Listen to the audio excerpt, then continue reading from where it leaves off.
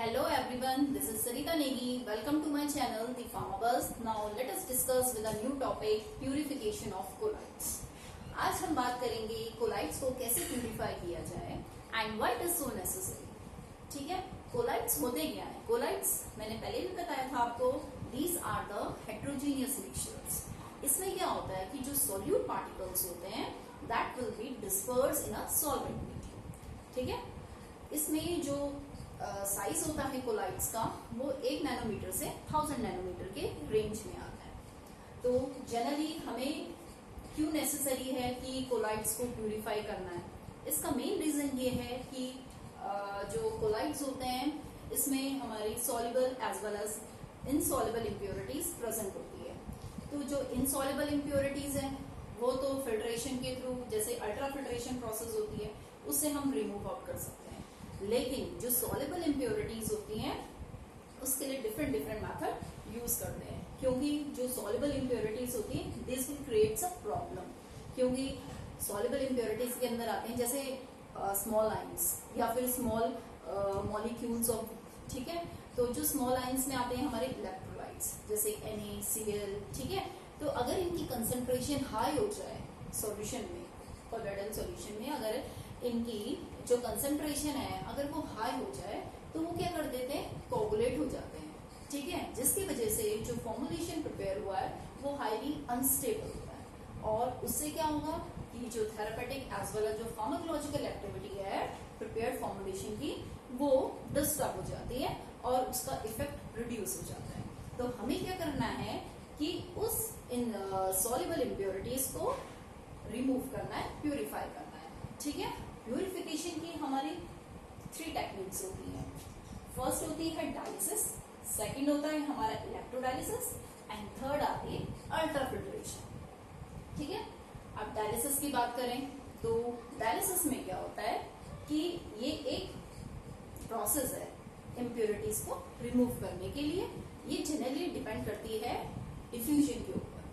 ठीक है, डिफ्यूजन मतलब मूवमेंट कैसा हो रहा है आयंस का, किस रीजन से किस रीजन के थ्रू हो रहा है. ठीक है, तो हम क्या करेंगे, इसमें एक मेम्ब्रेन लेंगे. ठीक है, जो मेम्ब्रेन होगी वो सेल्फन मेम्ब्रेन हो सकती है, ठीक है, या फिर सेलुलोज एसीटेट की होती है जो जनरली हमारे पर्चमेंट पेपर या फिर कोलाइडोन से बनी हुई रहती है. ठीक है, ये जो मेम्ब्रेन्स होते हैं ये डिफरेंट शेप्स के और डिफरेंट पोर साइज के अवेलेबल होते हैं.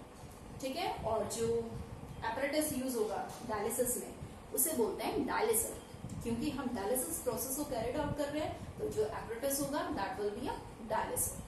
ठीक है, तो इसमें क्या होगा डायलिसिस में कि जो छोटे छोटे आयंस हैं, जो सॉल्युबल इम्प्योरिटीज हैं, ठीक है, या फिर जो स्मॉल मॉलिक्यूल्स हैं जैसे कि यूरिया, ग्लूकोज या फिर स्मॉल इलेक्ट्रोलाइट जैसे NaCl.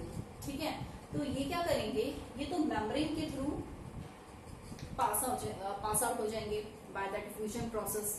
ठीक है, लेकिन जो कोलाइडल मटेरियल होंगे वो इस मेम्ब्रेन के थ्रू पास नहीं होंगे. क्यों? Because of its high size, large size की वजह से. ठीक है, इनका साइज बड़े होने की वजह से ये मेम्ब्रेन के थ्रू पास आउट नहीं होंगे. ठीक है, तो बात करते हैं एग्जाम्पल से. हमने क्या लिया, एक ऐसा कंटेनर लिया, ठीक है, जिसके 2 कंपार्टमेंट है, कंपार्टमेंट A और B.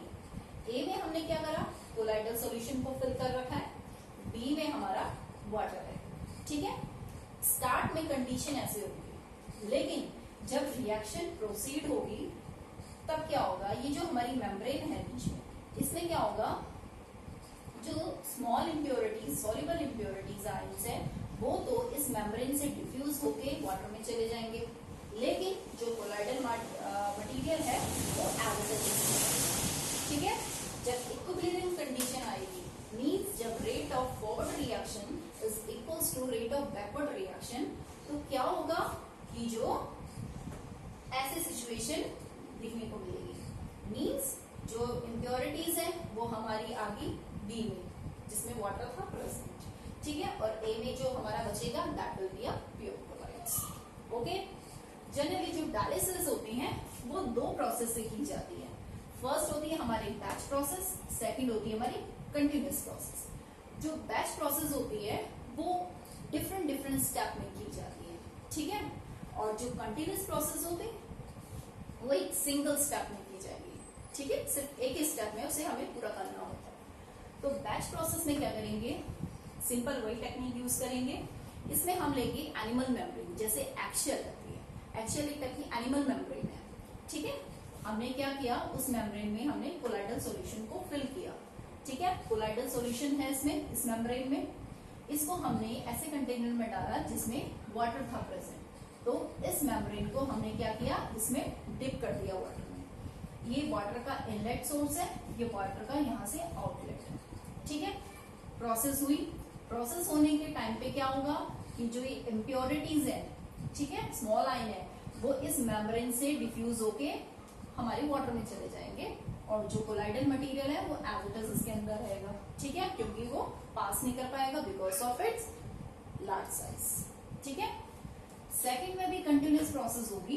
कंटिन्यूस प्रोसेस में भी सिमिलर यही होगा जो बैच प्रोसेस में हुआ है।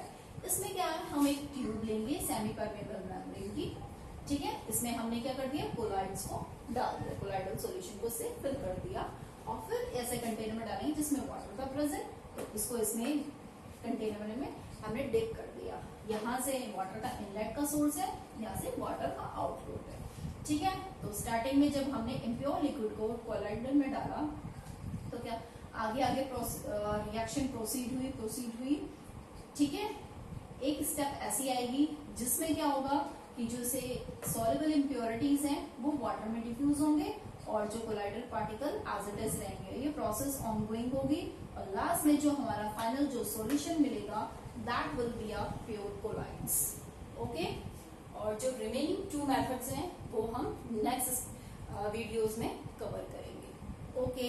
Thank you everyone, have a nice day.